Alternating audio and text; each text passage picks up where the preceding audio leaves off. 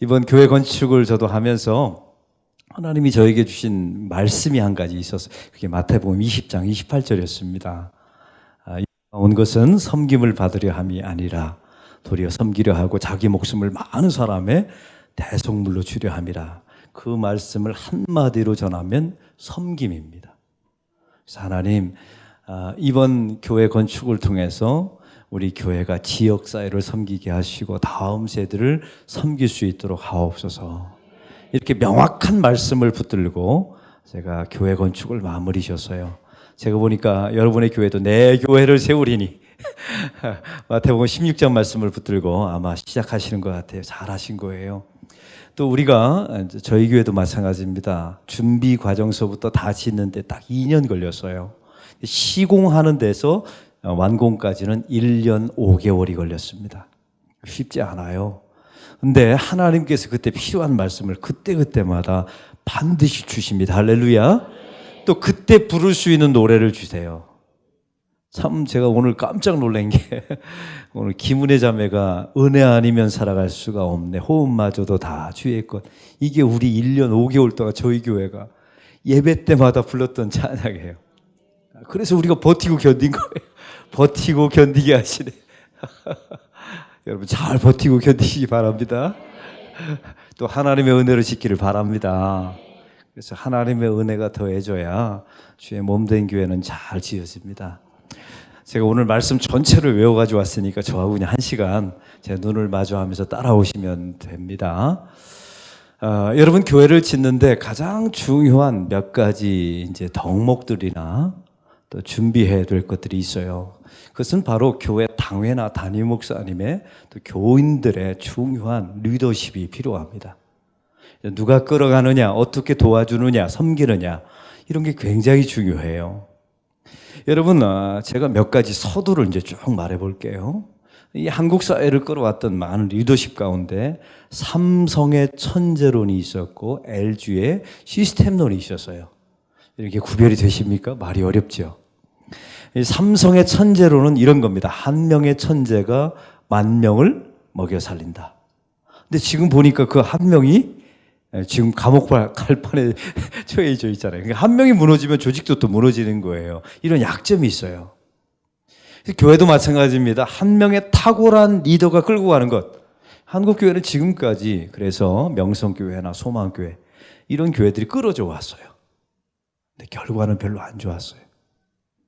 나빠서가 아니에요. 결국 이 문제를 해결하려고 나온 게 시스템입니다. LG가 가지고 있는 시스템론. 결국 어떤 조직이나 어떤 시스템이 그 한 명의 천재의 부족한 점을 반드시 보완해 줘야 된다는 거예요. 이번에 건축위원회가 아마 조직될 겁니다. 또 아마 조직되었을 거예요. 위원장님도 세워지고 이분들이 탁월한 사역자이기도 하지만 완벽하진 않아요. 그래서 이분들을 도울 수 있는 좋은 시스템을 갖춰줘야 합니다. 그게 좋은 섬김이라고 믿습니다. 여러분 교회는 또한 리더십을 따질 때 이런 이야기를 합니다. 요즘 일본, 우리나라가 굉장히 싫어하잖아요. 근데 일본에 3대 막부가 있어요. 유명한 3대 막부의 이름은 오다 노부가와, 토요토미 히데요시, 도쿠가와 이에야스. 유명한 3대 막부가 있습니다. 얼굴 보니까 이름 자체도 듣기 싫어하는 것 같아요. 요즘 일본 사람에 질렸잖아요. 근데 배울 건 배워야 돼요. 이 3대 막부가 자기 조직을 끌어가는 리더십이 전혀 달랐답니다. 예를 들면 여기 울지 않는 앵무새가 있어요. 그럼 오다 노부가와 같은 사람은 이 막부는 이렇게 말했답니다. 앵무새는 본래 우는 새인데 울지 않으면 죽여라. 여러분 교회 짓는데도 하나님의 사역할 때도 이렇게 매몰차게 사역하는 경우가 있어요. 이런 리더십이 있습니다. 나갈 테니 따라오지 못할 거면 그만둬라 뭐 이런 거. 나하고 뜻이 안 맞으면 떠나라 뭐 이렇게. 이건 바람직하지 않아요. 그 다음에 막부가 토요토미 히데요시입니다. 임진왜란을 일으켰던 장본인이죠. 이 토요토미 히데요시는 이런 생각을 가졌답니다. 앵무새는 본래 우는 새이니까 반드시 울게 해라. 그래서 부하들이 아무리 앵무새를 달래도 안 우는 거예요. 큰일 났잖아요. 자기 주군이 울게 하라고 하니까. 그래서 앵무새 다리를 분질렀다. 울었을까요? 안 울었을까요? 당연히 울었죠. 왜 울었을까요? 그래 울기는 우는 거예요. 아파서 우는 거예요. 이게 토요토미 히데요시. 그러니까 잔인하게 임진왜란을 일으켰던 거죠. 그 토요토미 히데요시 다음에 일본의 막부를 이어간 사람이 도쿠가와 이에야스입니다. 이 사람은 이런 생각을 가졌대요. 앵무새는 우는 새이니까 울 때까지 기다려라. 여러분 기가 막히죠? 제가 여러분에게 묻습니다. 누구 주변에 내 주군을 위해서 생명을 바치겠다고 말하는 충신들이 모였을까요? 이름이 다 헷갈리니까 무조건 몇 번째예요? 세 번째. 도쿠가와 이에야스 주변에 생명을 다해서 이 주군을 모셔야지, 생명을 다해서 내가 이 교회를 받들어야지 하는 사람들이 세 번째 사람에게 모였다는 거예요. 앵무새는 우는 새이니까 울 때까지 기다려라. 마음에 들어요, 안 들어요? 들죠. 참 여러분, 어떤 교회나 조직이나 국가가 운영되는 데는 이렇게 중요한 리더십이 필요해요. 여러분, 군대도 마찬가지입니다. 군대도 세 종류의 장교가 있다는 사실 알고 계세요? 용장과 지장과 덕장이 있어요. 전쟁에서 승리하려면 용장은 누가 하는 줄 아세요? 이거는 소위, 중위, 대위랍니다. 돌격 앞으로 나를 따르라 하고 막 먼저 뛰쳐나가잖아요. 그래서 6.25 때 소위가 가장 많이 죽었어요, 장교들 가운데. 왜냐면 용장이기 때문에 자기가 용기를 먼저 내서 확 뛰어나가는 거예요. 그래서 제일 먼저 총탄에 맞아 죽은 거예요. 그 다음에 지장이 있습니다. 이건 머리를 써야 되고 전략을 짜야 되는 사람이에요. 소령, 중령, 대령들. 그런데 덕장이 있어요. 여러분, 덕장은 누가 감당하냐면 장군들이 덕장의 역할을 해야 된다는 겁니다. 역할이 뭔지 아세요? 전쟁터에서 패하고 돌아온 부하들을 안아주는 사람. 이게 덕장의 역할이에요. 여러분, 교회도 마찬가지입니다. 교회를 지을 때 보면 용장들이 있을 거예요. 머리와 지략을 짜는 지장들도 있을 겁니다. 그리고 교회 안에 짓다 보면 사실은 수많은 실패와 좌절이 있어요. 이건 될 것 같은데 안 되고, 또 일을 하면 할수록 상처가 있는 경우도 있거든요. 그때마다 저는 우리 담임 목사님과 당회가 그 덕장의 역할을 잘 감당해 주시길 바랍니다. 괜찮아. 그래도 괜찮아. 아기가 아니면 돼. 우리가 기도해서 함께 풀어가지. 이렇게 품어줄 수 있는 덕장이 우리 당회와 담임 목사님이 되기를 바랍니다. 이게 하나님의 사역의 원리예요. 여러분, 어떤 교회나 조직이나 건축을 하거나 하나님의 사역을 할 때는 몇 가지 그 리더십의 발달 단계를 거쳐야 돼요. 첫 번째는, 이게 첫 번째 단계입니다. 여러분의 교회도 반드시 이 단계를 거쳐야 돼요. 첫째는 한번 따라해 봅시다. 반드시 원칙이 있어야 합니다. 이게 중요해요. 그때 달라요. 이건 안 되는 거예요. 어떤 조직이나 공동체나 교회나 건축을 끌어갈 때도 반드시 원칙과 규칙이 있어야 돼요. 교회 공동체가 합의된, 당회가 만든, 담임 목사와 함께 만든, 이렇게 건축할 때는 이렇게 건축하자, 이런 명확한 원칙이 있어야 합니다. 여러분, 이런 게 없으면 결국 사람들이 배멀림을 해요. 어디로 가야 될지를 모르니까요. 그때 달라요 하면 어디에다 장단을 맞춰야 되는지 몰라요. 배가 산으로 올라갑니다. 여러분, 교회 건축도 마찬가지예요. 그런 원칙들이 교회 공동체 안에서 합의가 이루어져서 있어야 돼요. 그러면 여러분에게 묻습니다. 원칙만 가지면 될까요? 아니요. 여러분, 교회 건축이나 하나님의 사역은 원칙만 가지고 되는 게 아니에요. 여러분에게 한번 여쭤볼게요. 원칙은 지키라고 있는 겁니까? 깨라고 있는 겁니까? 이게 대답이 또 한쪽 부분 안 나오시는데, 이거 직접 제가 테스트 해봤어요. 제가 부산 시청에 가서 제가 설교를 자주 하거든요. 신우에 가서 물어봤어요. 공무원들을 놓고 원칙은 지키라고 있는 겁니까? 깨라고 있는 겁니까? 했더니 100% 지키라고 있는 겁니다. 놀라운 사실은 사업하는 집단에 가서 원칙은 지키라고 있는 겁니까? 깨는 거라고 있습니까? 했더니 깨라고 있는 겁니다라고 대답하더라고요. 이제 다시 묻습니다. 원칙은 지키라고 있는 겁니까? 깨라고 있는 겁니까? 여러분, 원칙을 깰 수 있는 자격이 있는 사람이 있어요. 첫째, 원칙을 만든 사람이 깰 수 있어요. 두 번째, 그 원칙을 완벽하게 지켜낸 사람만 깰 수 있어요. 그래서 예수님이 율법을 깨신 거예요. 예수님이 율법을 만드셨고 율법을 완벽하게 지켜내신 분이시니까. 그래서 율법을 깨고 은혜의 소중함을 말씀하신 거예요. 할렐루야. 여러분 교회 공동체도 마찬가지입니다. 이런 룰을 정했는데 교회 안에 한 성도가 내가 건축사인데 내가 설계사인데 교회를 짓는데 나도 좀 참여하게 해달라. 시도가 들어온 거예요. 우리 본래 규칙은 안 된다고 했는데 넣어줘야 합니까? 넣지 말아야 합니까? 근데 우리 장로님들이요 참 이게 그 원칙을 깼다니까요. 왜냐하면 원칙보다 중요한 게 은혜라는 걸 알기 때문에. 그래서 들어와라. 원칙을 깨시더라고요. 근데 저한테 마지막 묻대요. 목사님 이 원칙을 깨도 됩니까? 그래서 깨도 된다. 마음은 좀 불편했어요. 그 대신 조건이 있습니다. 동등한 자격을 주고 맨 마지막에 여러 업체가 설계 작품을 내는 그분도 들어와요. 투표로 저도 한 표, 모든 당회원도 한 표, 투표로 결정하자. 놀라운 사실은 그 우리 교인은 꼴찌를 했어요. 자연스럽게 빠졌죠.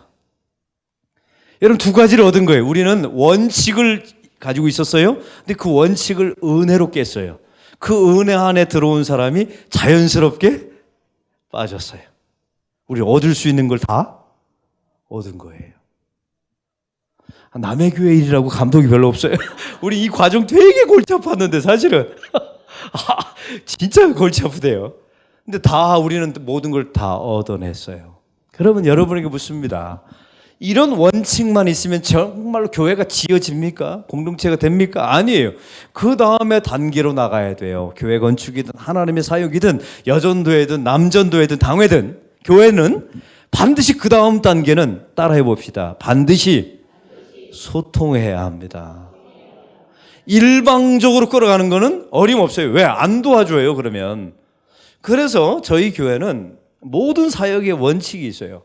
이번 건축 과정도 마찬가지입니다. 한번 따라해 보세요. 설득하든지 설득당하든지.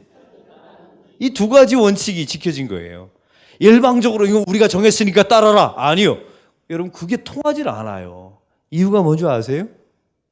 요즘 이게 어느 교회나 3, 40대가 교회에 있습니다. 이 3, 40대는 한 가지 독특한 문화를 경험하고 교회에 들어온 사람들이에요. 대학을 다닐 때 이 사람들은 자기 교수님을 평가를 해본 사람들이에요. 여러분 상상이 되세요? 옛날에는 누가 누구를 평가했어요? 교수님이 학생을 평가했어요. 요즘은요 학생이 교수님을 평가해요. 승진시킬지 정교수로 만들지 안 만들지 인사고과를 평가합니다. 요즘 기업들도 마찬가지예요. 동료와 동료가 평가하고 윗사람이 아랫사람을 평가하고 아랫사람이 윗사람을 평가해요. 이유가 뭘까요? 반드시 소통해야 삽니다라는 뜻이에요. 소통해야 돼요. 그래서 교회 사역을 할 때나 건축을 할 때도 마찬가지입니다. 여기서 중요한 게 있어요. 우리가 하나님의 사역이나 교회 사역을 할 때, 또 교회를 지을 때 가장 큰 시험이 뭔지 아세요? 속도를 내고자 하는 시험이에요. 속도가 중요한 게 아니에요. 하나님의 사역은 느려도 괜찮아. 근데 문제가 있어요. 교회 건축이 느려지면 시공비가 점점 많이 들어가요. 이게 문제인 거예요. 그래서 조급해져요. 여러분, 그러나 이 조급함의 문제를 이겨내셔야 돼요. 조급함보다 훨씬 중요한 것은 소통하면서 함께 가셔야 돼요. 이게 하나님의 사역의 원칙이에요. 여러분의 교회가 이번 건축 과정 중에 소통하기를 바랍니다. 그러면 소통하면 모든 하나님의 교회가 다 지어지고 하나님의 사역이 되는 겁니까? 아니요. 그 다음에 단계가 반드시 섬김으로 가야 돼요. 여러분 예수님의 일생에 관련된 영화가 있습니다. 태어나면서부터 승천하실 때까지 영화가 있어요. 그 영화를 믿는 사람과 믿지 않는 사람에게 보여줬어요. 그리고 어느 대목에 가장 감동이 있었냐고 물어본 겁니다. 믿는 사람들한테 보여줬을 때 어느 대목이라고 대답했을까요? 제가 가서 마이크를 대고 싶은 충동이 있는데 어느 대목에 가장 나의 감동을 받았다. 어느 대목이었을까요? 십자가죠, 당연히. 예수님의 그 십자가에 가장 감동을 받았다라고 대답했어요. 이제 그 다음이 중요합니다. 믿지 않는 사람에게 예수님에게 관련된 영화를 딱 보여주고 어느 대목에 가장 당신은 감동을 받았습니까? 물었어요. 십자가라고 대답한 사람은 단 한 명도 없었어요. 왜냐하면 십자가는 그냥 처형 장면인 거예요. 그들의 눈에. 정치범으로 아니면 소유죄로 여러분 처형당한 거에 불과해요. 어느 대목이었을까요? 우리 양정교회 대단하네요. 세족식이라고 대답했어요. 맞아요. 세족식이라고 믿지 않는 사람이 대답했어요. 그러니까 믿지 않는 사람의 눈에 예수님의 일대기를 보면 치유하는 거 기적. 뭐 감동 없대요. 왜? 안 믿어지니까. 근데 가장 감동받은 장면이 어디냐면 스승 되신 예수님이 제자의 발을 씻기신 것. 여기서 우리는 중요한 인사이트를 얻어야 돼요. 여러분의 교회가 지역사회의 가장 감동 어린 교회 건축이 되려면 여러분의 건물 어느 한 구석을 통해서 지역사회를 섬기는 장소가 있어야 돼요. 이거 없으면요 감동 안 받아요. 여러분 우리 교회도요 이번에 건축 과정에 사실 소음나고 여러분 저희가 지은 게 확장하고 지은 게 1600평입니다. 기존 건물을 리모델링 다 1200평을 리모델링하고 1600평을 더 지은 거예요. 그러니까 공사가 굉장히 크죠. 리모델링하고 짓고 분진 많아요. 높이 엄청 높습니다. 체육관까지 들어가 있으니까 일반 건물로 친다면 10층이 넘어요. 높이가. 이런 건물을 지었으니 주변에 사실은 햇볕도 가리게 되고 분진도 생기고 고소도 고발도 있었고요. 우리가 배상도 돈도 많이 들어갔어요. 그러니까 요걸 진탕 먹는 거예요, 교회. 여러분 주민들은 평소에 사이 좋다가 하고요. 자기의 밥그릇을 건너면 돌변해요. 그냥 완전히 물어뜯는 어떤 짐승처럼 바뀌더라고요. 살벌해. 그렇게 우리와 웃으면서 지냈던 교회 이웃이 그냥 얼굴색이 다 바뀌어요. 그리고 돈 문제로 나와요. 얼마 달라고 딱 소송 걸어 들어와요. 여러분 교회가 이런 시험을 이제 건축 과정 속에 저희도 겪고 다른 교회도 겪더라고요. 그러나 교회를 딱 짓고 나니까 무슨 일이 벌어졌는 줄 아세요? 교회 안에 1층에 주민들에게 무료로 개방하는 어린이 도서관이 들어와 있어요. 지역 주민에게 가장 싼 값에 먹을 수 있는 카페가 80평이 들어서 있어요. 아메리카노 2,000원. 그리고 정황후 케이크 들어왔어요. 우리 원가에 팔아요. 지역 주민을 위해서. 그리고 지역 주민한테 지역 주민을 위한 예식장이 2층에 들어섰어요. 무료 예식장. 그리고 5층에는 지역 주민과 함께 할 수 있는 체육관이 들어서 있어요. 더 놀라운 사실은요. 우리 입당식 때 저희 교회 자랑해서 그런 게 아니라 여러분의 교회 안에 이 섬김의 어떤 장소가 없다면 이건 변명의 여지가 없어요. 세상을 감동시킬 방법이 없는 거예요. 우리끼리 예수 믿고 예배 드린다고요? 그건 세상 사람들 눈에는 통일교나 우리나 비슷하게 보이는 거예요. 누가 섬기느냐 이거예요. 우리 입당식 때 동네 구청장님이 오셔서 축사를 하셨어요. 건물을 구경하고 싶다고 하더라고요. 이분은 불자예요. 그래서 구경을 시켜드렸죠. 이분이 1층에 가장 좋은 장소에 어린이 도서관이 딱 들어선 걸 보신 거예요. 근데 다음 날 연락이 왔어요. 구청에서 안락교회에게 1억 원을 주겠다는 거예요. 지역 아동 보육센터 시설을 1억 원짜리를 자기가 시설을 줄 테니까 할 의향이 있느냐고. 당연히 오케이죠. 그리고 3명의 인력을 당신들이 뽑아라. 크리스찬 중에서. 그러면 지역에 있는 어린이집과 유치원들이 마음껏 와서 거기서 육아센터 그걸 누리고 가는 거예요. 여러분 이런 일이 이 사람이 불교도라니까요. 근데 교회 와서 보니까 감동받은 거예요. 딱 하나. 뭐에 감동받았어요? 어린이 도서관이 지역 주민을 위해서 개방하는 공간이 있다는. 그래서 우리가 1억 원 받았잖아요. 그리고 3명의 유급직을 우리 교인 가운데 쓰게 됐어요. 여러분 우리는 이거 기대하지 않았어요. 구청한테 1억 원을 도대체 어떻게 받아요? 그 국가 돈은 공짜가 아니거든요. 근데 그런 게 지난주에 협약식 다 사인하고 이제 시설 보수예요. 그래서 우리나라에서 가장 좋은 육아 놀이 기구가 다 들어와요. 1억 원치가 들어와요. 그러면 지역 주민들이 와서 이제 여기는 완전 놀이터가 돼요. 어린이 도서관에다 아이를 맡기고 엄마들은 카페에 가서 차 마시고. 카페를 지을 때도 컨셉이 있었어요. 지역 주민의 30대 아줌마들의 놀이터. 딱 지어놓고.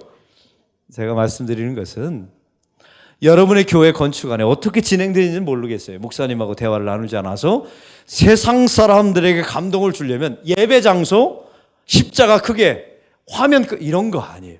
그건 우리끼리 좋으라고 하는 거고요. 지역 주민한테 감동 어린 어떤 공간이 반드시 확보되기를 주의 이름으로 축원합니다. 여러분, 그래야 믿지 않는 사람들의 마음을 열 수 있어요. 그리고 여러분이 전하는, 양정교회가 전하는 복음이 그들에게 전달될 줄로 믿습니다. 섬겨야 돼요. 여러분, 요즘 제너럴 일렉트리크나 휴먼 패카드 같은 그런 회사들이 마지막 리더십으로 연구하는 게, 처음에는 원칙 중심의 리더십, 그 다음에 소통의 리더십 연구하다가 지금은 뭘 연구하냐면 서번트 리더십을 연구해요. 서번트 리더십이 뭡니까? 섬기는 리더십이에요. 모델이 누구냐면 예수님을 연구하고 있어요. 여러분, 기가 막히죠? 이익을 추구하는, 이 사람 예수 믿는 사람들이 아니에요. 이익을 추구하는 기업인데 자기들이 연구하는 모델이 예수님이에요. 섬김의 리더십으로 말이에요. 저는 예수님이 뜨는 세상에 올 줄 알았어요. 이유는 단 한 가지, 예수님이 병 고쳤기 때문에 그런 게 아니에요. 섬겼기 때문에 그래요. 할렐루야. 여러분, 이번 건축 과정을 통해서 여러 가지 불편한 것들이 있지만 특별히 이 섬김이 극대화되기를 소망합니다. 여러분, 저는 이제 올해 54살이 됐어요. 부임한 지 10년, 이제 10개월 됐죠. 처음에 부임했는데 목회가 안 되더라고요. 그냥 부산 분들, 저는 이제 충청도 사람이거든요. 알고 봤더니 서목사님도 충청도 사람, 그래요, 맞아. 네, 충청도 분이시더라고요. 근데 이게 이제 부산에 목회를 오니까 거칠어요. 여러분은 모르시죠? 투박하고. 그리고 얼마나 직설적인지, 싫으면 면전 앞에서 싫다고 그래요. 당회를 하는데 제가 한 2살쯤 됐나요? 제 앞에서 장로님 두 분이 멱살을 잡고 싸우는 거예요. 그래서 야, 잘못 왔다. 이게 안락한 교회인데 나 진짜 잘못 왔다 했더니, 그래서 굉장히 시험 받았거든요. 재미난 건 다음 주에 그 두 분이 웃으면서 또 앉아 있어요. 이게 이해가 안 돼가지고 도대체 이게 어떻게 이게 가능합니까? 했더니, 목사님, 우리는 항상 그래요.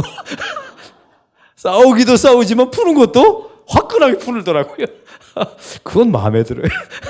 화끈하게 푸는 건 마음에 들더라고요. 이런 과정 속에서 목회를 하는데 목회가 안 되는 거예요. 왜? 제가 제일 어리잖아요, 당회원 중에. 상대방은 좀 거칠고 투박하고. 그래서 자존심 싸움을 처음에 많이 했어요. 목회가 정말 안 됐어요. 근데 어느 순간에 한 5년 정도 되니까 하나님이 제 마음속에 이런 마음을 주셨어요. 우리 장로님들이 참 교회를 잘 섬기시고 하는데 부족한 것이 있으면 내가 도와드려야지. 이런 마음을 어느 날 하나님이 주시대요. 우리 장로님들이 잘하지만 부족한 점이 있어요, 없어요? 있잖아요. 그걸 내가 도와야지, 섬겨야지. 그때부터 목회가 되기 시작했어요. 더 놀라운 사실은 제가 이렇게 목회를 하니까 장로님들도 저한테, 우리 목사님이 좋지만 부족한 점이 있으면 우리가 도와야지. 여러분, 건축위원회가 완벽하지 않아요. 왜? 여러분, 당대 교회 접은 적이 없잖아요. 그렇죠? 선배님들이 지으셨죠. 이게 미숙할 수가 있어요. 완벽하지 않습니다. 열정이 있죠. 그러나 그 부족한 점이 있으면 우리 교우들이 도와야지. 여러분, 그래서 우리 교회는 어떻게 도왔는 줄 아세요? 매주 토요일마다 항존직 전부 모여라. 그러니까 2년 동안 선포를 했어요. 우리 교회는 금요철야가 없어요. 왜냐하면 저는 새벽 기도를 좋아하거든요. 제가 소망교회에서 훈련을 받았기 때문에 완전 몸이 새벽 체질이라 금요철야를 쌓아 없애고 우리는 새벽에 하자. 그래서 우리는 금요철야도 없으니까 토요일 날, 더군다나 건축 기간이니까 토요일 날은 항존직과 함께하는 새벽 기도회. 여러분, 아래층이 꽉 찼습니다. 2년 내내. 놀라지도 않아요. 항존직이 다 나온 거예요, 거의 건축 기간 동안에. 뜨겁게. 왜? 이유가 있어요. 이 건축을 기도로 도와야지. 이런 마음들이 막 마음에 일어났나 봐요, 우리 교인들이. 그래서 우리가 이번에 건축을 할 때 표가 있었어요. 우리가 기도하면 하나님이 지으십니다. 표도 잘 정하셔야 돼요. 한번 따라해 볼까요? 우리가 기도하면 하나님이 지으십니다. 기도할 때마다 이걸 막 외치고, 여러분 교회는 내 교회를 세우리니 이거 외치고 하셔야 돼요. 그거 외치고. 왜냐면 말씀이 우리에게 붙들어야 될 말씀이 하나 있어야 돼요. 붙들어야 될 찬양. 1년 내내 부를 찬양 목사님 꼭 골라내셔야 돼요. 은혜 아니면 살아갈 수 없는, 우리가 이거 불렀거든요. 막 부르면서 버티고 견디고 결국 하나님이 하실 것이라는 걸 믿어냈거든요. 그래서 교인들이 기도로 섬겨주시더라고요. 그래서 토요 기도회가 얼마나 많이 모였는지 몰라요. 이거 건축 끝났는데 아깝잖아요. 그래서 지금 뭘 선포해 놓지 않아서 이번 주 주보에 나오는데, 건축 끝냈으니까 이제는 이 여력을 몰아서 사역자와 함께하는 새벽기도 해서 토요일 날 다 공지했어요. 이제는 토요일 날 사역자들, 하나님이 건축 기간에 건물을 유산으로 주신 게 아니라 그 기도 모임을 유산으로 주신 거예요. 할렐루야. 여러분, 저를 왜 이 자리 초청했는지 아시겠죠? 다른 목사는 이런 게 생생한 증언이 없잖아요. 그러니까 어떤 목사는 건물을 잘 지었습니다, 이건 좋습니다, 이런 건 별로. 하나님이, 예수님은 건물 지었어요, 안 지었어요? 안 지었어요. 예수님 책을 폈나요? 안 폈어요. 예수님 그런 거 안 했어요. 예수님은 뭘 세우셨냐면 주님께서 말씀을 선포하셨죠. 할렐루야. 하나님 나라가 어떤지를 보여주셨어요. 여러분, 그래서 저는 여러분에게 이런 기도 제목이 있었으면 좋겠어요. 건축이 다 끝난 후에 평생 우리 서수관 목사님이 은퇴할 때까지 할 수 있는 신앙의 유산을 남겨주옵소서. 저희 교회는 그게 뭐였냐면 토요 새벽 기도였어요. 기가 막혀요.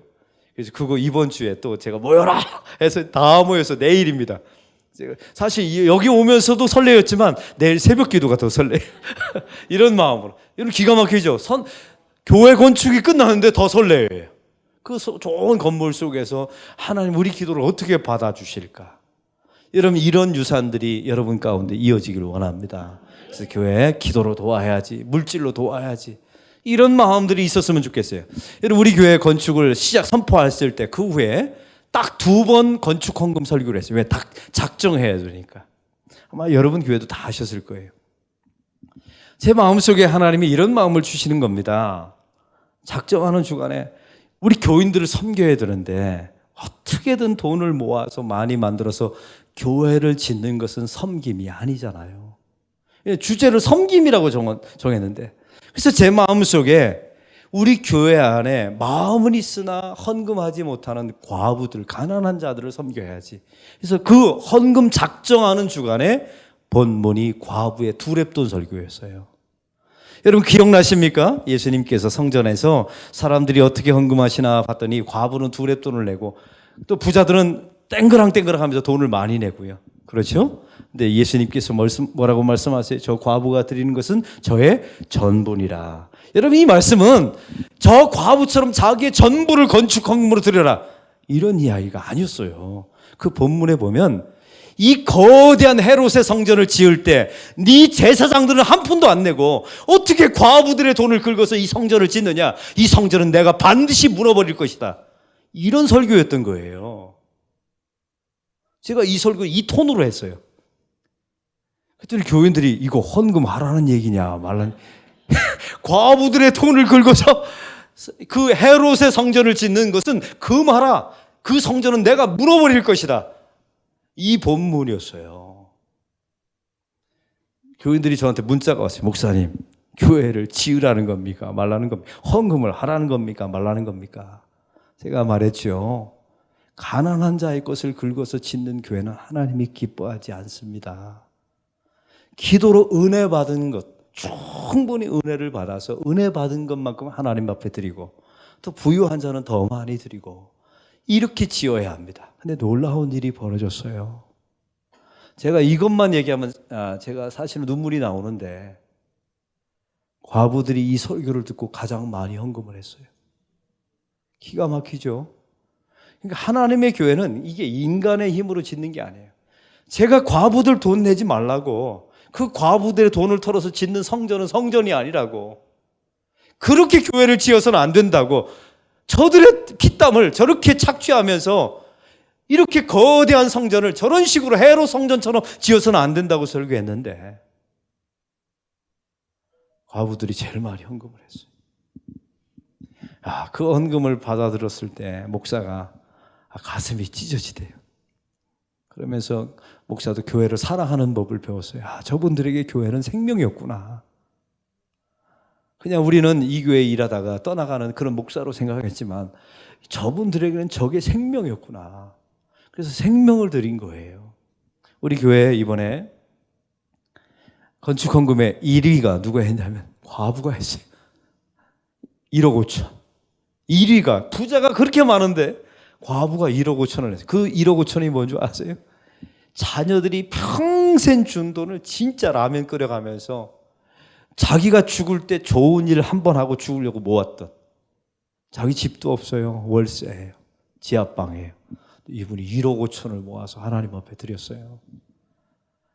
여러분, 제가 이걸 우리 교인들에게 소개할 수밖에 없었어요. 왜냐하면 제가 이 과부의 헌금을 어떻게 소개를 안 합니까? 우리 교인들 많이 울대요. 그래서 저는 교회를 지을 때 교회를 잘 짓는 게 목적이어서는 안 돼요. 이 교회를 짓는 과정에 반드시 두 가지를 이루어야 돼요. 첫째, 이 교회를 짓는 과정 속에서 교회를 사랑하게 하옵소서. 할렐루야. 이거 이루어지지 않으면 교회가 헛지은 거예요. 왜? 내 물질이 들어갔어요. 기도가 들어갔잖아요. 이 짓는 과정 속에 교회를 사랑하게 돼요. 여러분, 저는 목회자들의 유명한 전설이 있어요. 교회를 안 지어본 목사와는 목회를 논하지 말라고. 이유가 뭔지 아세요? 제가 그 이유를 알았어요. 교회를 지어보니까 교회를 사랑하게 되더라고요. 목사가. 요즘은 제가 풀도 뽑고 막 화단에 풀도 뽑고 뭐 불 켜 있으면 얼른 가서, 요즘 전기세가 저기 크게 지으니까 막 거의 800만 원이 나왔어요. 한 달에. 또 불 끄고 막. 옛날에 제가 이러지 않았거든요. 펑펑 썼거든요. 근데 교회를 짓고 나니까 참 교회가 사랑스럽고 귀하고 그 드리는 예배당이 너무 귀하고 목사도 철이 들어가더라고요. 그래서 교회를 지어야 되는구나. 또 물질이 들어가는 곳에 마음이 있다고 하나님께서 말씀하신 게 이런 거구나. 제 물질이 들어가니까 또 마음이 가잖아요. 이게 여러분 건축 과정을 통해서 교회를 사랑하게 하여 주옵소서. 이게 반드시 여러분 안에 있기를 원합니다. 두 번째가 있어요. 이거 또 중요한데 참 놀라운 사실은요, 이 교회 건축 과정을 딱 진행하면 모든 게 폭로되는데, 뭐가 폭로되는 줄 아세요? 예수님, 하나님, 교회를 진짜 사랑하는 사람과 사랑하지 않는 사람들이 다 폭로되어져요. 그래서 여러분 안에 이런 마음이 있어야 돼요. 하나님이 교회 건축 과정을 통해서 일꾼들이 개발되고 숨겨진 일꾼들이 드러나게 하여 주옵소서. 할렐루야.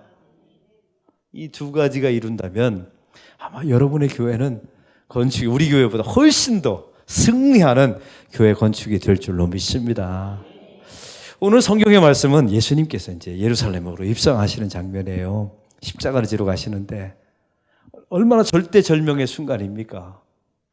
그런데 그 순간에 세베대 아들들의 어머니가 예수님께 찾아와요. 예수님, 당신의 나라가 임할 때 당신의 보좌 옆에 우편과 좌편 두 자리가 있을 것 아닙니까?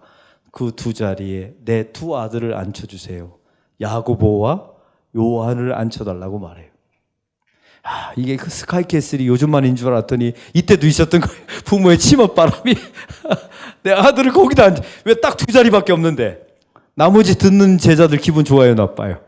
엄청 나쁘죠. 이거 어머니는 그게 나쁜지도 모르고. 참 교회도 마찬가지예요. 여러분, 하나님의 교회를 지을 때 사실은 자리 탐하고 누가 높으냐, 누가 기여도가 높으냐, 이게 인간의 죄성이에요. 이게 다 드러난다니까요.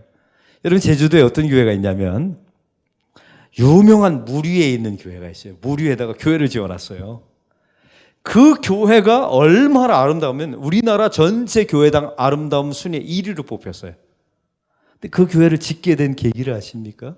어느 한 회장님이 자기의 전 재산을 들여서 그 교회를 지은 거예요. 뭐 여기까지는 나쁘지 않아요.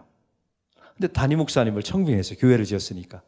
근데 이상하게 교회가 잘 되는 거예요. 왜냐면 너무 예뻐요. 그러니까 사람들이, 제주도에 놀러 온 사람들이 주일날 거기를 가는 거예요, 다. 그러니까 교회가 막 꽉 차요. 더군다나 와서 헌금을 해요. 근데 이러면서 목사님에게 힘이 실리기 시작한 거예요. 근데 이 교회를 지었던 회장님이 이게 뿔이 나는 겁니다. 힘이 점점 목사님과 새로운 신자들에게 가니까, 이건 누가 지었는데요? 전부 다 내가 지었는데, 내 돈 들여서 지었는데 관심이 일로 가니까 이건 내 거니까 다 나가. 해버린 거예요. 그래서 교회 문을 닫아버렸어요. 이걸 요즘 말로 이게 교회냐? 요즘 이게 나라냐 하듯이 이게 교회냐 된 거예요. 한 가지 부작용이 있는 거죠. 교회는 그렇게 지어서는 안 됐던 거예요. 여러분, 진짜 좋은 교회는 한 사람이 왕창 내어서 교회를 지으면 그 사람도 죄성이 있는지라 자기의 주주권을 행사하려고 해요. 예외가 없어요. 어느 교회나 마찬가지예요. 그래서 가장 좋은 교회는 개미 군단이 모여서 함께 쌓아가면서 짓는 교회가 좋은 교회인 줄로 믿습니다. 오늘 성경에 이 세베대 아들들의 어머니가 와서 로비를 해요. 이때 예수님께서 유명한 말씀을 하십니다. 인자가 온 것은 섬김을 받으려 함이 아니라 도리어 섬기려 하고 자기 목숨을 많은 사람의 대속물로 주려 함이라. 여러분, 우리가 지금까지 섬깁시다, 또 섬겨야 합니다, 헌신해야 합니다, 또 교회를 지을 때 헌금해야 됩니다, 이런 얼마나 많은 설교가 들었어요. 근데 여러분에게 묻습니다. 잘 되던가요? 잘 안 돼요. 이유가 뭘까요? 우리가 받은 은혜가, 우리가 주님으로부터 받은 섬김이 얼마나 큰지를 모르면 교회도 안 지어져요. 사실은 가장 중요한 것은 여러분이 경험한 은혜만큼 교회가 지어질 겁니다. 안 믿어지시나 봐요. 참 놀라운, 여러분이 이 교회가 경험한 은혜의 그릇만큼 교회가 문제없이 지어질 거예요. 이 말은 그만큼 은혜와 하나님의 섬김을 충분히 경험하셔야 돼요. 여러분, 사랑도 마찬가지입니다. 섬김도 마찬가지예요. 누가 잘 섬깁니까? 여러분, 교회 이런 분 혹시 없으세요? 그분이 일을 열심히 하면 할수록 주변 사람들이 힘들어해요. 꼭 생각나는 사람 있죠? 누군가는 말하지 마시고. 그분이 열심히 일하면 일할수록 주변 사람이 다쳐요. 차라리 안 하면 좋겠어요. 자기는 사랑한대요. 근데 주변 사람들이 상처를 받아요. 이유가 뭘까요? 좋은 건강한 사랑을 받아본 적이 없는 거예요. 불쌍한 사람인 거죠. 교회도 마찬가지입니다. 큰 헌신, 큰 사역. 여러분, 하나님의 교회 건축을 감당하려면 큰 은혜, 큰 섬김을 경험하셔야 돼요. 오늘 본문이, 그러면 우리가 어떤 섬김을 받았는지가 오늘 본문에 나와 있어요. 가장 큰 섬김은 오늘 단어에 이렇게 나와 있습니다. 한번 따라해 보세요. 인자가 온 것은. 인자가 온 것은. 이것이 인류 최고의 섬김이에요. 여러분, 인자는 뭐 숙자 말자 뭐 순자 이런 시리즈가 아니라 인자는 하나님의 아들이 사람의 아들로 오신 것은, 이런 뜻이에요. 여러분, 이게 왜 가장 큰 섬김일까요? 왜 은혜일까요? 여러분, 하나님의 아들이 사람의 아들로 밖에 올 수 없는 이유가 있어요. 저와 여러분 다 죄인입니다. 제가 말씀드리죠. 여러분, 건축 과정 속에 은혜도 있고 기쁨도 있지만 죄가 다 드러나요. 제가 알려드릴게요. 인간의 탐욕이 다 드러나요. 또 싸워요. 여러분, 왜 싸우는 줄 아세요? 나빠서 싸우는 게 아니에요. 함께 일해보지 않았어요. 일해보지 않은 사람이 함께 일하니까 싸우죠. 당연히 의견이 다르니까. 더 중요한 게 있어요. 죄인과 죄인이 만나서 건축을 하니 싸우죠. 이걸 이상하게 여기시면 안 돼요. 우리는 다 죄인이구나, 그리고 공사 중이구나. 할렐루야. 여러분, 지나가다 공사 중 맨홀 뚜껑이 있어 공사 중 써 있으면 가서 싸워요? 그 공사 중인 개 표지판 두들겨 패면서 싸웁니까? 어떻게 합니까? 그냥 비껴서 가잖아요. 왜? 공사 중이니까. 우리는 다 공사 중이에요. 다 죄인입니다. 이걸 항상 인정하셔야 돼요. 그리고 뭐 건축위원회나 담임 목사나 모든 사역자들이 완벽할 거라는 생각을 하지 마세요. 그 안에 다 자기 개인적인 죄성도 드러나고 이게 다 하나님 앞에 드러나기로 했어요. 아주 순전한 과정입니다. 치열하게 하니까요. 여러분, 이 사역을 정신없이 하다 보니 그게 다 드러날 수밖에 없어요. 우린 다 죄인이에요. 성경은 말하죠. 죄의 대가는 사망. 다 우리는 멸망해야 돼요. 교회도 못 짓고 다 중단돼야 합니다. 여기 하나님의 딜레마가 있어요. 하나님의 딜레마. 왜요? 우리 사랑하기 위해서 지으셨는데 다 멸망해야 되잖아요. 저와 여러분이 그래서 사는 방법이 하나 있어요. 그렇다고 하나님은요, 두 가지 속성이 있어요. 사랑과 공의의 속성이 있어요.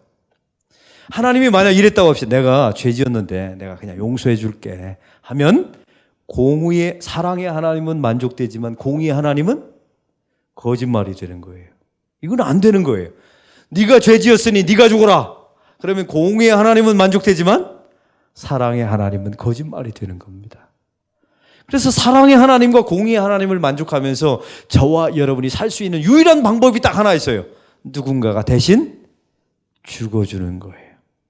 대신 죽어주는 분은 두 가지 조건을 갖춰야 합니다. 첫째는 죄가 없어야 돼요. 그래서 하나님의 아들 예수 그리스도가 선택되신 거예요. 대속자로. 두 번째는 조건이 있어요. 반드시 사람이어야 돼요. 그래서 사람의 몸을 입고 이 땅에 오신 거예요. 그분이 우리를 위해서 죽어주신 겁니다. 제가 왜 이런 기독교 교리를, 여러분 알고 있는 교리를 왜 말씀드리냐면, 교회는 어떤 설계도나 계획으로 지어지는 게 아니에요. 하나님, 우리 죄인들이 모여서 이렇게 하나님 앞에 엎드려 십자가의 은혜를 구합니다. 주 예수의 은혜가 아니면 우리는 살 수 없는 죄인입니다. 날마다 십자가 앞에 엎드리는 그 심정이 없이는 하나님의 교회는 지어지지 않아요. 설령 지어졌다 하더라도 그 교회는 짓고 나서 부도나요. 그리고 짓고 나서 그 교회는 싸웁니다. 저는 저와 여러분의 교회가 그렇게 되지 않기를 소망합니다. 그래서 항상 십자가 앞에 나가는 하나님의 여러분의 양정교회가 되기를 바랍니다. 그리고 어떤 실수나 아픔이 있으면 의도하지 않는 죄라면 죄인이기 때문에 그렇지 하고 크게 품어주고 기다려주고 중보기도해주는 저와 여러분이 되기를 바랍니다. 또한 하나님의 아들이 사람의 아들로 된 것이 왜 최고의 섬김일까요? 우리와 같아졌다는 거예요. 예수님이 우리와 같아지셨어요. 여러분이 고난당할 때 힘들 때 예수님이 함께 하셨습니다. 왜? 2000년 전에 예수님은 죽어보셨잖아요. 여러분 교회 건축도 마찬가지예요. 어떻게 여러분 축구 경기 아시죠? 축구 경기장에 가면 두 종류의 사람이 있어요. 경기자가 있고 관중이 있어요. 관중이 맨날 뭐라고 말합니까? 저렇게 하면 안 되는데요. 저렇게 뛰면 어떻게 합니까? 네가 해보세요 한번. 네가. 아나운서들이 그런다면서요. 축구 선수들이. 이게 관람자와 경기자는 전혀 달라요. 여러분 안에서 축구 선수는 어떻게 저렇게 합니까? 이런 말 합니까? 안 합니까? 왜 안 할까요? 내가 해보니까 힘드니까요. 여러분 여기 위원장님이나 이거 해보세요. 위원장님이시잖아요. 위원장님 아니세요? 여러분 위원장님은 이게 이런 게 있어요. 잘해도 욕먹고 못해도 욕먹어요. 이게 교회 일이에요. 이게 보통 일이에요. 담임 목사도 마찬가지예요. 여러분 담임 목사님이 교회 건축을 잘한다고 칭찬받는 것도 아니에요. 그냥 당연한 줄 알아요. 못하면 욕먹고. 여기서 중요한 원리가 있어요. 여러분이 선봉에 서서 건축위원장을 하고 담임 목사가 되어서 교회 건축을 끌어가면 더 잘할 수 있을 것 같죠? 어림없어요. 여러분 한번 해보세요. 이건 그래서 되는 문제가 아니에요. 하나님이 주신 영역이 있고 은사가 있어요. 여러분 그래서 여러분 관람자의 영성을 가지고 비난하거나 조롱하면 그 교회의 건축은 끝난 거예요. 그래서 교회 건축이 시작되는 순간부터 입을 다무셔야 돼요. 할렐루야. 그 대신 기도하셔야 돼요. 참 놀라운 사실은요, 우리 안락교회는 이 원칙을 지켰어요. 이 모든 권한을 건축위원회에다 주고, 그리고 참 건축위원회 놀라운 게 담임 목사의 모든 목회적인 그 건축의 방향성을 다 고려해 주었어요. 그리고 모든 저희 교인 많거든요. 참 놀라운 사실은 단 한 명도 설계할 때나 이렇게 시공 과정에 관여한 사람이 단 한 명도 없어요. 여러분 교인들이 말하고 싶었겠죠. 왜냐면 그 안에 공사를 잘한 그 관련자들도 있으니까. 내가 지으면. 근데 참 놀라운 사실은 예의를 지켜주더라고요. 끝까지 입을 다물고 그분들이 기도해 주셨어요. 저는 이런 교회가 여러분의 교회가 되길 바랍니다. 할렐루야. 이게 얼마나 중요한지 몰라요. 같아졌다는 거예요. 예수님이 우리와 같아. 여러분도 마찬가지예요. 저분의 입장이라면, 저 목사님의 입장이라면, 건축위원회 입장이라면 이런 마음을 가지면 함부로 말 못하게 돼 있어요. 그래서 그런 마음으로 하나님의 교회 건축을 잘 감당하시기를 바랍니다. 여러분 교회 건축 과정을 통해서 사실 여러 가지 시험들이 찾아옵니다. 물질은 정말 채워질 수 있을 것인가. 참 놀라운 것은요, 우리 교회는 이번에 건축 전체 비용이 100억 원 정도 들었어요. 이미 땅값 30억 원은 이미 다 우리가 땅을 사는 데 썼고요. 그러니까 건물을 짓는 데는 70억 원가량이 들었어요. 근데 하나님 앞에 이제 기도했죠. 하나님, 우리 교회에게 너무 무리 되지 않는 합당한 헌금의 액수를 우리가 짓게 해달라고 기도를 했어요. 근데 건물을 지을 때 저희 교회는 이게 본당을 짓는 게 아니잖아요. 본당을 리모델링을 하고 교육관을 짓는데 100억 원이 든 거예요. 제가 이거를 청사진을 교인들 앞에 선포했을 때 우리 교회 모든 중직자들, 어른들은 예언을 했어요. 목사님이 작정 헌금을 하면 이건 본당이 아니기 때문에 10억 원밖에 안 나올 거라고. 믿음 없는 예언을 하시더라고요. 막상 작정을 하고 뚜껑을 딱 열었더니 30억 원이 작정이 됐어요. 근데 놀라운 사실은 우리 기존 교인들이 15억 원을 작정했고, 제가 부임해서 10년 동안 새신자들, 그 새신자들이 15억 원을 작정해 주셨어요. 여러분, 그 새신자들이 왜 작정했는 줄 아세요? 이 교회 평생 뼈를 묻겠다고 작정했기 때문에 작정했던 거예요. 여기서 중요한 게 있어요. 저도 이걸 예상을 못했어요. 우리 교인들도 아무도 예상을 못했어요. 놀라운 사실은 하나님이 이런 일을 만들어 주셨어요. 여러분 안에 진실된 교회, 건강한 교회, 성숙한 교회를 꿈꾸고 교회를 정말 사랑하면 하나님께서 필요한 물질을 때마다 시마다 허락해 주실 줄로 믿습니다. 저는 이걸 믿어요. 이런 믿음을 가지고 여러분 하나님 앞에 이 건축을 담대하게 감당하기를 바랍니다. 여러분, 건축 과정 여러 가지 중요하지만 기도의 과정이 굉장히 중요해요. 한번 따라해 보시다. 기도보다 앞서지 말자. 기도보다 앞서지 말자. 이번 건축 과정과 건축 후에 가장 잘했다라고 누가 뭘 잘했냐라고 물어보면 기도를 가장 잘했습니다. 여러분, 이게 여러분에게 남기를 바랍니다. 여러분, 우리 교회 기도팀이 얼마나 많았냐면, 예를 들어 볼까요? 화요일 날은 중보기도단이 모여서 건축을 위해서 기도했어요. 수요일 날에는 또 다른 권사의 모임이 모여서 기도했어요. 또 토요일 날이면 교사들이 모여서 기도했어요. 주일 날 현장에 가서 기도했어요. 또 당회원 기도가 따로 있어요. 토요일마다 항전님과 함께하는 새벽 기도가. 그러니까 우리는 기도밖에 없었던 거예요. 이게 기도가 매일 넘쳐나고. 그러니까 기도가 마르면 이 모든 힘이 다 사라져요. 할렐루야. 그래서 우리는 항상 그랬어요. 기독교회라 하는 사람 다 모여라. 그래서 다 모여서 하나님 힘 빠지지 않도록 도와주옵소서, 교회를 사랑하게 하옵소서, 이 교회 건축을 통해서 사람들이 개발되게 하여 사람 일꾼들이 발견되고 일꾼들이 만들어지게 하여 주옵소서. 이런 기도를 할 때 하나님께서 그 기도를 들어주신 줄로 믿습니다. 그리고 서로 섬기고 부족한 점이 있으면 우리가 도와야지. 이런 마음으로 교회를 잘 지어내기를 소망합니다. 여러분의 교회 표를 보니까 이번에 마태복음 16장 내 교회를 세우리니, 이 말씀의 배경을 잘 알고 계십니까? 예수님께서 제자들을 모아놓고 말씀하세요. 너희는 나를 누구라 하느냐?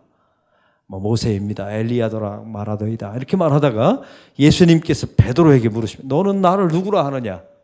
그때 예수님께서 대답하십니다. 주는 그리스도시요 살아계신 하나님의 아들이십니다 라고 고백해요.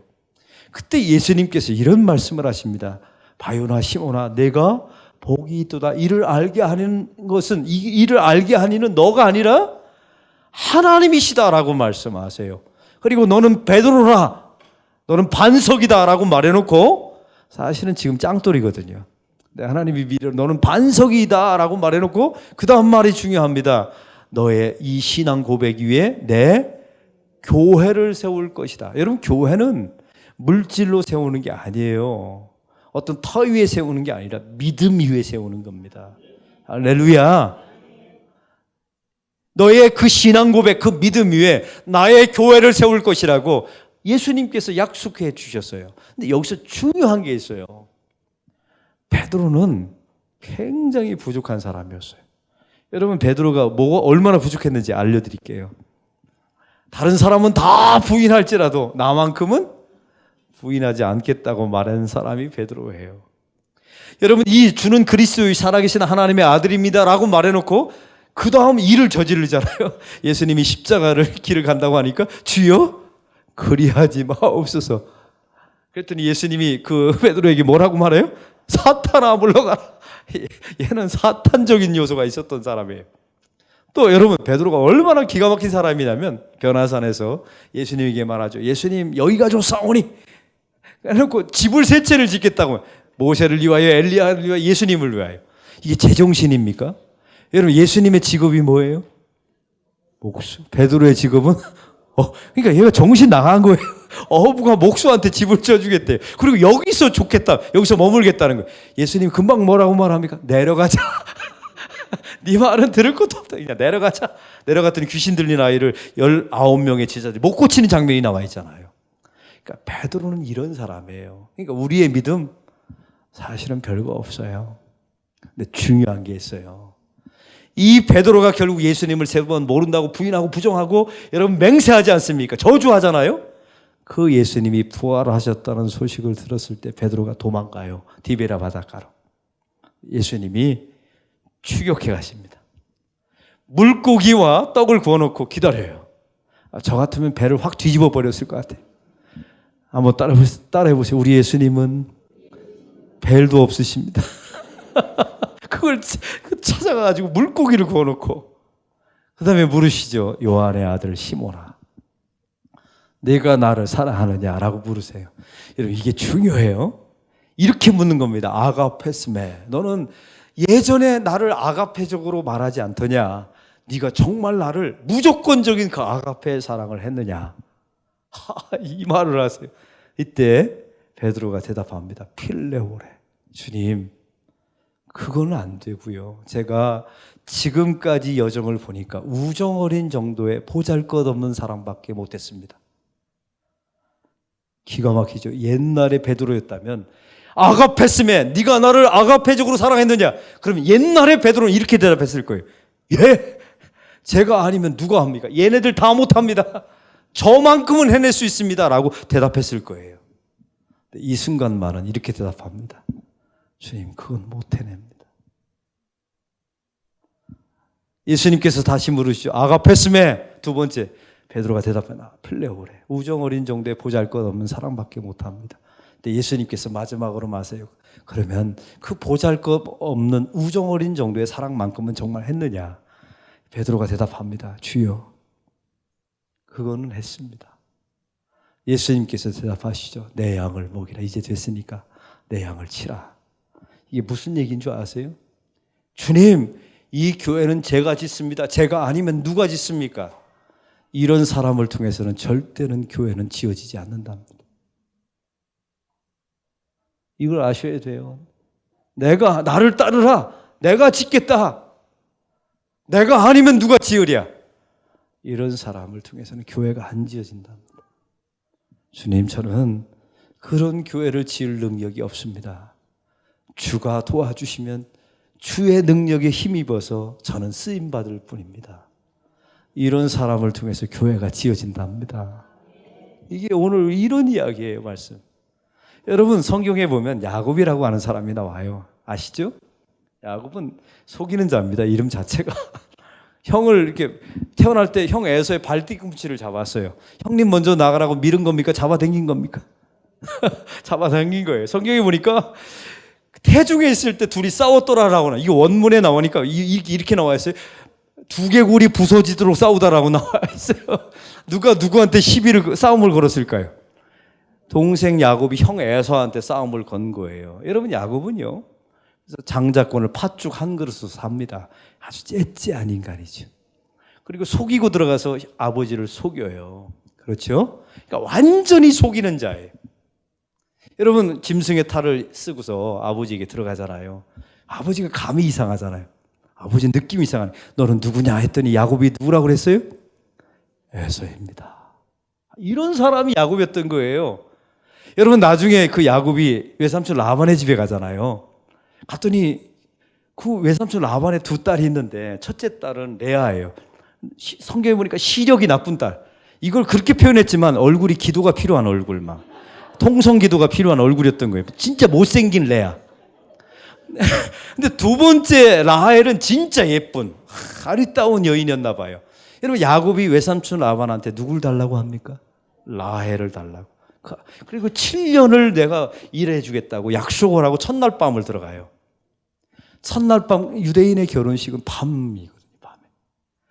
근데 뭐가 들어오는데 이게 외삼촌 라반이 약속된 라헬을 집어넣지 않고 누굴 집어넣어요? 그 얼굴이 기도가 필요한 레아. 왜냐면 밤에 결혼하니까 이게 알아볼 틈이 없잖아요. 밤에 쑥 집어넣어요. 성경에는 안 나와 있어요. 근데 제 상상에는 이렇습니다. 야곱이 자기가 사랑했던 라헬을 왜 못 알아보겠어요? 느낌이 이상하잖아요. 분명히 물었을 겁니다. 너의 이름이 무엇이냐? 얘가 누가 들어왔어요?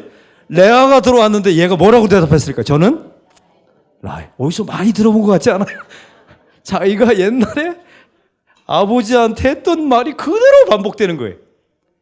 그러니까 하나님이 이런 거죠. 너도 한번 당해봐라. 참 인생이 미묘해. 너도 한번 당해봐라. 이게 속였는데 자기 외삼촌한테 10번이나 품삯을 속임을 당하잖아요. 심지어 자기 11명의 아들한테 속임을 당해요. 요셉이 죽었다고요. 이런 모든 인생, 죽은 줄만 알았던 요셉을 나중에 총리가 된 요셉을 만나지 않습니까? 여러분, 그 20년이 지난 후에 야곱이 자기 고향으로 돌아가요. 그 사이에 어머니는 죽었어요. 리브가는. 그러니까 그 어머니와 짜고 친 고스톱이 다 들통나서 어머니가 죽는 것도 못 봐요. 엄청난 재앙을 받죠. 여기서 중요합니다. 야복 강가에서 1진, 2진, 3진. 왜 자기의 형 에서가 마중 나오는데 군대를 400명을 데리고 나와요. 여러분, 이게 겁나잖아요. 그래서 1진에다가 누구를 보낼게요? 성경에는 안 나와 있어요. 1진 보냈다고 했는데 거기에 누가 있었을까요? 얼굴이 필요한, 기도가 필요한 레아가 있었을 거예요. 너 첫 번째 당하면 그 다음에 나 도망갈 거라. 2진에 라헬이 들어있고 자기는 어디에 있어요? 야복 강가에 3진에 있는 거예요. 그때 하나님이 내려오셔서 씨름하십니다. 환도뼈를 치시죠. 그때 하나님이 야곱에게 다시 물어요. 너의 이름이 무엇이냐?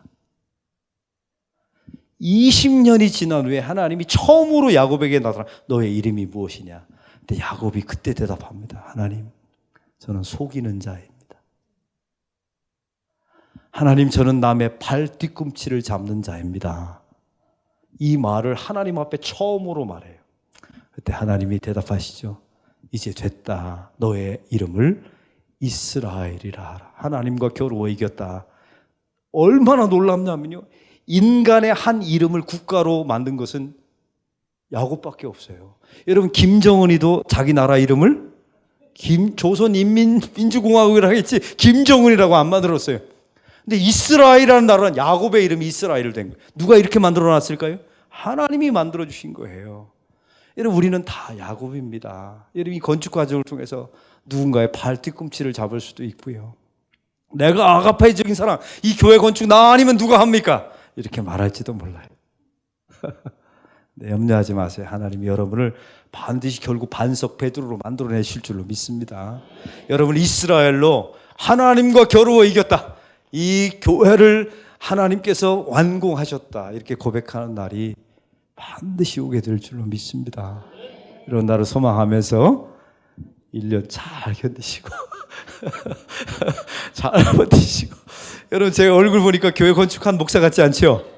이유가 있어요. 우리 교인들이 기도 많이 했거든요. 좀 덜 늙었어요. 우리 서승환 목사님이 제 후배지만 좀 건축 과정을 통해서 좀 덜 늙기를 축원하고 여러분이 기도 많이 해주시고 건축위원을 내서 당회를 위해서 많이 기도해 주시기를 바랍니다. 그래서 우리 부산 땅에 참 통합식 교회가 굉장히 약해요. 네, 우리 안락교회나 우리 양정교회 같은 중견교회들이 잘 부흥해서 우리 통합측의 이름에 걸맞는 좋은 교회들이 나타나기를 주의 이름으로 축원합니다. 제가 여러분 교회를 위해서도 열심히 기도해드리고 우리 장로님들은 우리 교회 구경하러 한번 오세요. 그러면 제가 다 소개시켜드리고 또 우리가 교회를 짓는데 서울에 올라가서 2박 3일 동안 가장 잘 지은 교회 30개 교회를 다 탐방해냈어요. 그런 자료를 다 모아놨습니다. 무료로 다 드리겠습니다. 그래서 우리 교회보다 더 잘 짓기를. 여러분, 돈이 많다고 해서 잘 짓는 게 아니에요. 섬세하게 지으시면 잘 짓는 교회가 될 수 있습니다. 이런 교회 건축을 잘 마치시기를 주의 이름으로 권면드립니다.